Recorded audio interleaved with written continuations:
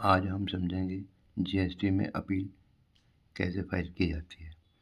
Appeal को file करने का टाइम पीरियड 90 डेज़ का होता है और 30 डेज़ हमें एक्स्ट्रा मिलते हैं जिसमें कि हम अपील को फाइल कर सकते हैं। इस प्रकार से 120 डेज़ के अंदर हम अपील फाइल कर सकते हैं, लेकिन बेटर यही है कि हम अपील को 90 डेज़ में फाइल कर दें।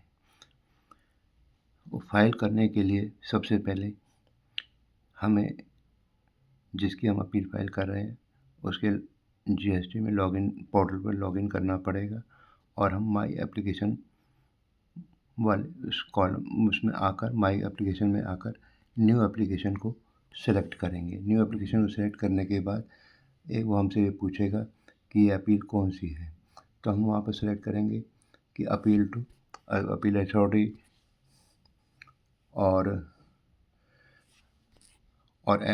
To other. लेकिन अपील जो है कई लेवल पर हो सकती है, जैसे appeal to appeal authority, appeal to tribunal, appeal to honourable high court, appeal to honourable supreme court of India. आज हम बात करेंगे अपील टू अपीलेट अथॉरिटी यानी फर्स्ट स्टेज या फर्स्ट अपील। तो इसमें हम अपील टू अपीलेट अथॉरिटी जब हम फाइल करेंगे तो उसमें हमसे पूछेगा कि अब ये अपील किस में है, किसकी है। अब अपील असेसमेंट ऑर्डर की है, इन्फोर्समेंट ऑर्डर की है, एलयूडी ऑर्डर की है, असेसमेंट नॉन डिमांड ऑर्डर की है, रजिस्ट्रेशन ऑर्डर की है, रिफंड ऑर्डर की है, वेवर एप्लीकेशन रिजेक्शन ऑर्डर की है, मैनुअल ऑर्डर की है, अदर्स हैं। तो ये हम अपील यहाँ पर हम सेलेक्ट कर लेंगे कि किसकी है। जब हमारे पास जो ऑर्डर आया है डिमांड का या किसी और का, तो हमने उसको बहुत ध्यान से पढ़ना है और उसी के ऊपर जो उसमें उन्होंने अपनी ऑब्जर्वेशन ऑर्डर में दी हैं उनको पढ़ के और उसी हिसाब से हमें जवाब तैयार करना है। उसमें जवाब में कहीं पर भी जो हम रिप्लाई कर रहे हैं कहीं पर भी कोई भी कमी ना रह जाए, हम अपनी बात को ढंग से और एज़ पर लॉ उसमें रिप्लाई करें। हो सके तो जितने भी मैक्सिमम केस लॉ हैं वो भी इसमें कोट कर दें, जिससे कि हमें अपनी बात को समझाने में अपीलेट अथॉरिटी के सामने आसानी हो जाए। अब आगे और उसके लिए आगे अब सेलेक्ट करने के बाद जब हम अपील फाइल करेंगे तो एक हमें एनेक्सर डाउनलोड करना पड़ेगा, एनेक्सर टू जिसे हम कहते हैं annexure two application form APL 01। उसको डाउनलोड करने के बाद वो हमें इस प्रकार से फॉर्मेट मिलेगा, annexure to form GST APL 01, जिसमें details of the case under dispute, brief case of the case under dispute, description and qualification of the goods, services in dispute, market value of seized goods, whether the appellant wishes to heard in person, yes or no, statement of fact, grounds of appeal, prayer, whether appeal is being filed after a prescribed period, yes or no, if yes, in item number 16 period of delay, reason for delay, ये सब हमें लिख के देना पड़ेगा। इसका print out निकाल कर हम इसको साइन करके इस कॉपी को अपलोड करते हैं।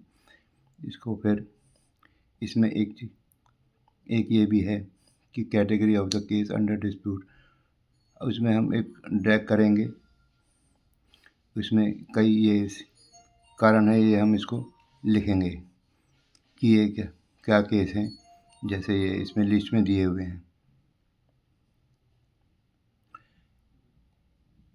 जब ये लिस्ट में इसको दिए हुए हैं उसको सेलेक्ट करेंगे, category of the case under dispute से उसमें अमाउंट पीरियड ऑफ डिस्प्यूट,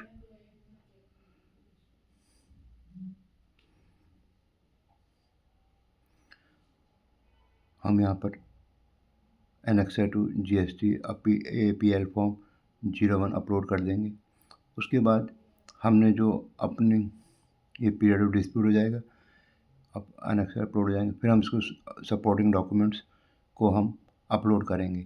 जो सपोर्टिंग डॉक्यूमेंट्स में जो आपके ग्राउंड्स ऑफ अपील और स्टेटमेंट ऑफ फैक्ट्स और असेसमेंट ऑर्डर और आपके others document like purchase bill, sales bill, transport seat और एनी अदर कुछ भी हो सकते हैं जिस बेस पर हमारी वो डिमांड निकली है, उसके सपोर्ट में हम जो भी डॉक्यूमेंट अटैच कर सबमिट करना चाहते हैं, वो यहाँ पर हम उस डॉक्यूमेंट्स को अपलोड कर देंगे।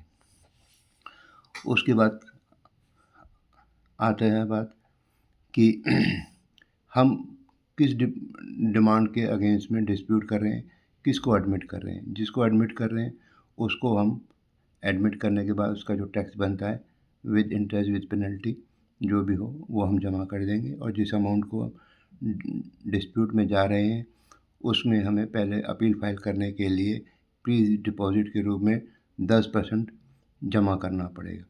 और प्री डिपॉजिट वो कैश लेजर से भी हो सकता है, क्रेडिट लेजर से भी होता है। उसको जमा करने के बाद हम ये अपील फाइल कर देंगे। जब ये अपील फाइल हो जाएगी सबमिट कर देंगे।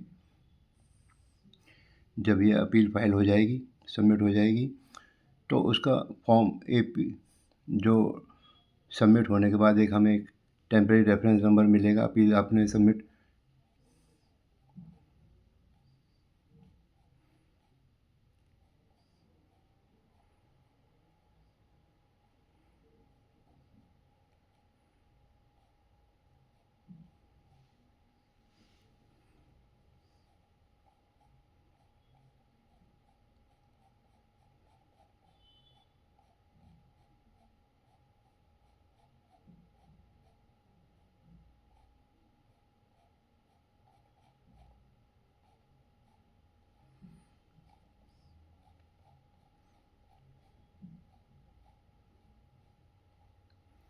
उसकी हमें एक नंबर जनरेट हो जाएगा कि आपने अपील फाइल कर दी है।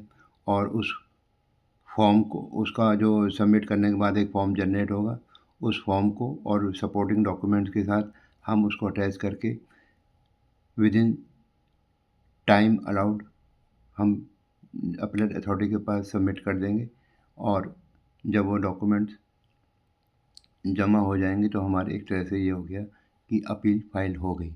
यदि हम उस डॉक्यूमेंट को टाइम अलाउड के अंदर जमा नहीं करवा पाते हैं तो वो अपील की डेट वो मानी जाएगी जिस डेट को हम डॉक्यूमेंट्स सबमिट कर रहे हैं। इसलिए यह ज़रूरी है कि हम डॉक्यूमेंट्स को टाइम पर जमा कराएं।